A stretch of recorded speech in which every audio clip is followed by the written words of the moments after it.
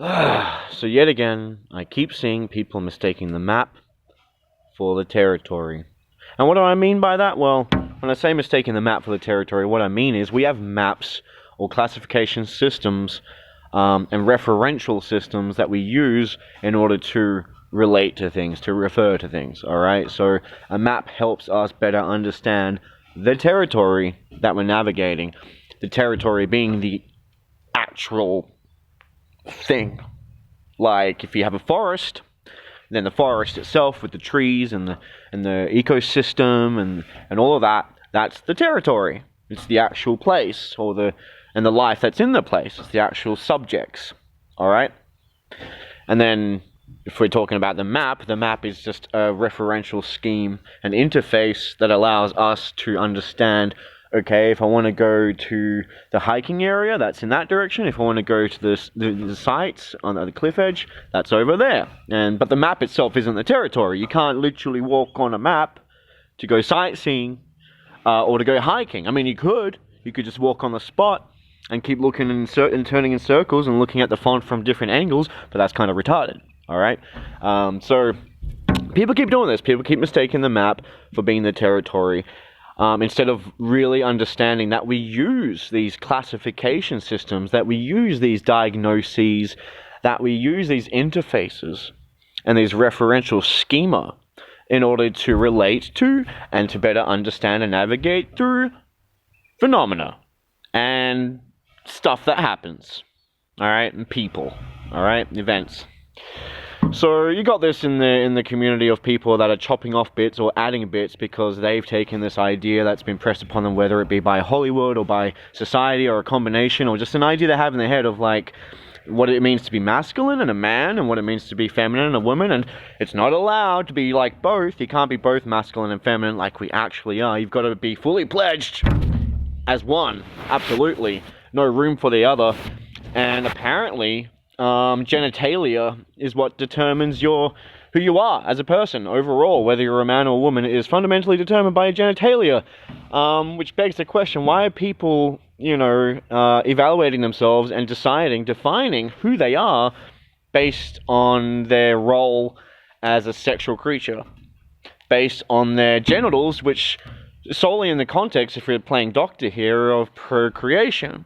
But I'm not just a procreational being. I mean, yes, I call people motherfucker. People call me motherfucker. It doesn't mean that I'm here to actually go around fucking mothers. That's not my sole purpose. I don't identify myself as being here as a procreator. Therefore, my genitalia does not determine who I am as a man. You know what I'm saying? Like, because a woman can be more manly than a man sometimes, and a man can be more of a bitch than a woman sometimes. You know what I'm saying? And those are intrinsic qualities that we talk about when we use those kind of phrases. We're talking about somebody acting a certain way because that's the territory, how you act.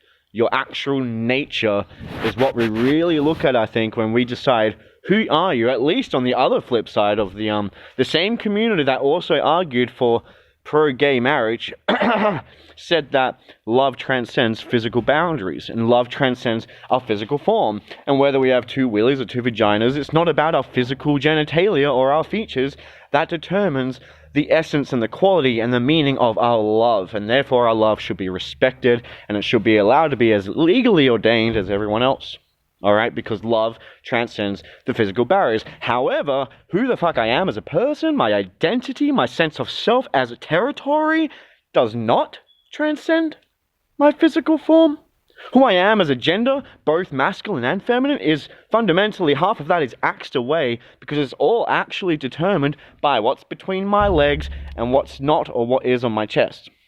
And the hormones that are running through my body, even though we all have a bit of both hormones as well, estrogen and testosterone. So it's weird. It's like on one hand, love transcends my physical body, but my physical body determines who I am, so much so that I am so attached to this classification system. I am so decided by and defined by this map that I'm willing to go around chopping down my actual trees and planting different ones here and there so that who I am is in accordance with the classifications of our culture, or the classifications that I have in my head of what constitutes a man and a woman. And that's weird. Doesn't that strike you as weird? Like, love transcends your physical form and love transcends your genitalia, but who the fuck you are does not? Who you are is determined by your genitalia? It's a bit weird. It's a bit weird. Why can't he be both? I can be very feminine sometimes, and even if I did relate to myself as woman inside, I'd still be like, well, at least I've got a beast of a ride. Fuck yeah, that's cool. I got the best of both worlds. Right? Why do we have to go one way or the other, two extremes? And why the contradiction? With the pro-gay marriage versus the, oh, my body map just doesn't match who I am, not to be insensitive, but it just doesn't make any fucking sense. If you're arguing that love transcends physicality, then how can you... I mean, love is just an extension of who you fucking are as identity. That's even bigger than love. So if love transcends physicality, how the fuck could you, as a whole, not as a procreator motherfucker with genitalia, how could you as a whole not transcend in the same way your physicality? But I wasn't here to talk about that. But maybe I'll go on to part two. The second part of this is actually people that take diagnoses from doctors.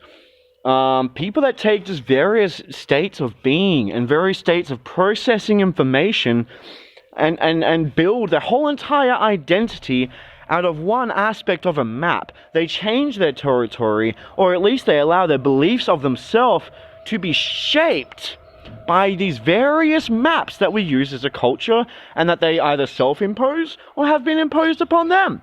And they literally identify who they are as territory based on the map. It's absolutely absurd. If I was a forest, and I noticed a map had some different drawings on it, I wouldn't be like, oh dang, I better go chop down some of my trees so I match that map, because that's just fucking absurd. I mean, it's even an insult because that map was made from me. The paper that the map's drawn on was made from me as a tree. Why the fuck would I chop myself down to fit in conformity with these expectations? They don't define me, I define me, and I transcend my genitalia, and I also transcend my disorders. Not that I have any legally diagnosed, or legitimately diagnosed. I could self-diagnose myself. I could self-say, okay, there are some maps that fit, and it's useful to use maps, because like I said, helps us better navigate and understand, okay? But they don't define me. I'm not going to allow myself to be trapped inside a box of a diagnosis where it kind of imposes its limitations, and I creates this kind of confirmation bias / self-fulfilled prophecy of me becoming this thing, this idea, this construct and concept that is simply forged and fabricated. It's not even real. It's a map. It's a map. And I'm going to talk about that, and especially as it applies to the whole empath movement, because like everyone that can just, I don't know, feel what someone else is going through, and or even not even that, it doesn't even require that kind of stability to really be like, I know what you're going through. Nowadays, anyone that's just affected emotionally by stuff, people that are just affected and even overwhelmed by other people's emotional states, even if they can't even understand them, they're just affected by it. Now, get this, now they're empaths. And what a burden to bear with such a special gift of just knowing what the fuck's going on and being able to feel shit. Oh my god, man, I can see things. I must be a seer. Holy shit, I can hear things. I must be a hearer. Wow, I get happy sometimes. I must be a happy. I am such a happy. You know what I mean?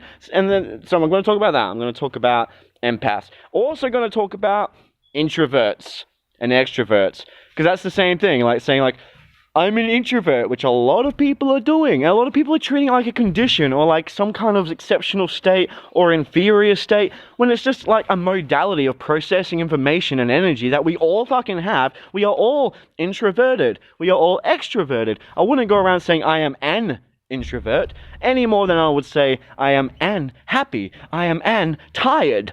I am a seer, because introversion is just a way of taking information and processing it.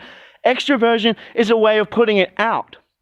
Okay? Well, both have to do with both, but they're both just different ends of the spectrum. And everyone can be an extrovert in the right circumstance with the right people, and everyone can be an introvert with in the right circumstance with the right people.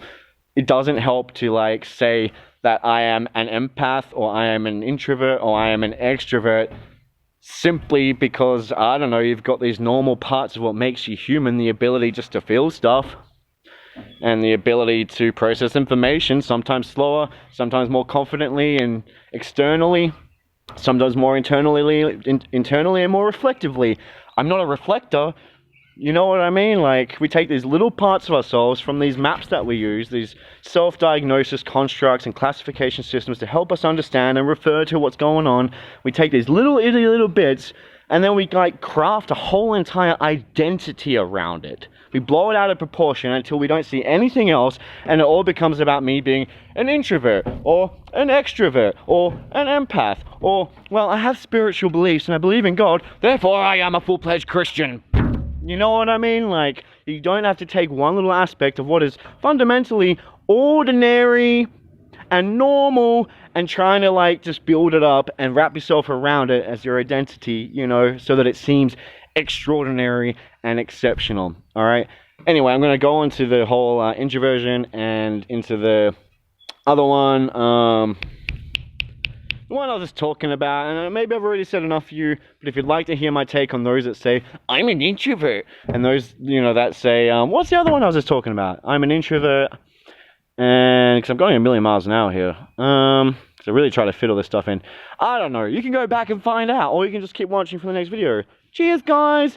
I am now a buyer, because I'm saying bye to you. Bye! Oh my god, the struggle of being a buyer. Wow, I should have a fucking cape for this shit.